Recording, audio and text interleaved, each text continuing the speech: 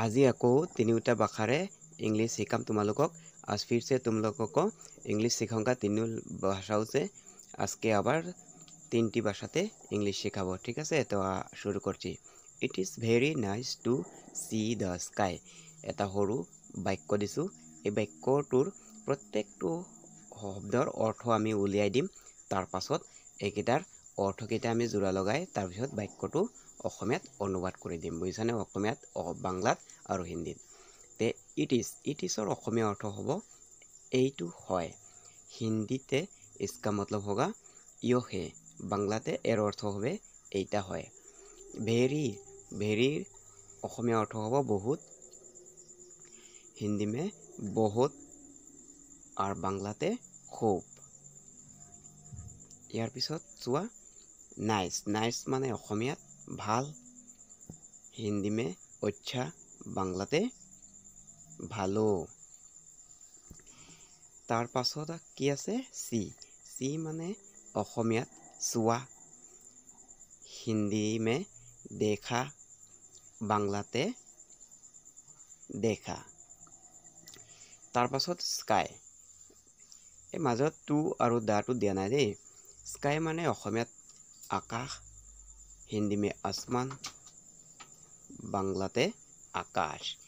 তে এতিয়া আমি গোটেইকেইটা শব্দক আমি একেলগে জোৰা লগাই দিম। বুজিছানে? যেনে এতিয়া চোৱা, অসমীয়াত গোটেইকেইটাক আমি একেলগে জোৰা লগাই দিলোঁ। কি পালোঁ? এইটো হয় বহুত ভাল চোৱা আকাশ। বুজি পালানে? তাৰ পাছত हिंदी में एक साथ में ज्वाइन कर रहा हूँ। यो है बहुत अच्छा देखा आकाश। बांग्लाते এইটা হয় খুব ভালো এক দেখা আকাশ। তে এইকেইটা শুদ্ধ বাক্য হৈছেনে? কোৱাচোন? এটাও শুদ্ধ হোৱা নাই। তে শুদ্ধ হ'ব কেনেকৈ?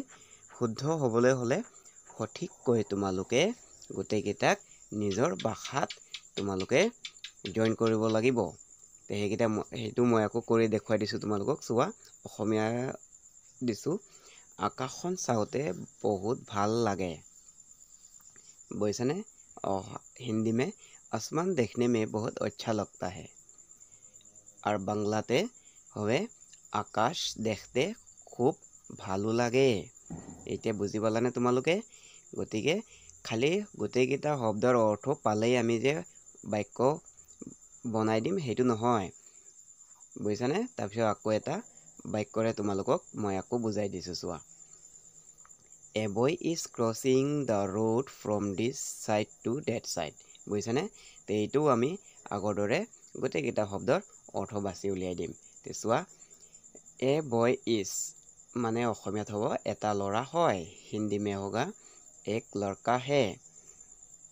বাংলাতে হবে একটা ছেলে হয়। বুজি পালানে? ক্ৰছিং। ক্ৰছিং মানে অসমীয়াত হ'ব পাৰ হোৱা। হিন্দী में होगा পাৰ কৰা। বাংলাতে পাৰ হৈ। रोड। रोड माने অসমীয়াত ৰাস্তা। हिंदी में सड़क, বাংলাতে ৰাস্তা। ঠিক আছে? তাৰ পাছত দিছোঁ চোৱা, ফ্ৰম। ফ্ৰম মানে অসমীয়াত পৰা।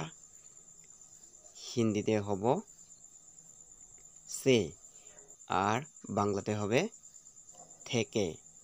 তাৰ পাছত ডিস সাইড। ডিস সাইড মানে এইফালৰ। হিন্দী में इस तरफ, বাংলাতে এদিকে। Date side. ডেট সাইড মানে অসমীয়াত হ'ব সেইফালে। হিন্দীত হ'ব উস तरफ, বাংলাতে হবে সেদিকে।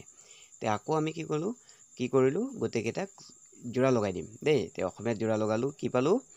এটা ল'ৰা হয় পাৰ হোৱা ৰাস্তা পৰা এইফালৰ সেইফাল। हिंदीत एक लड़का है पार करना सड़क इस तरफ से उस तरफ। বাংলাতে এইটা ছেলে একটা ছেলে হয়ে পার হবে রাস্তা এদিক থেকে সেদিক। এইকেইটা শুদ্ধনে? শুদ্ধ নহয়।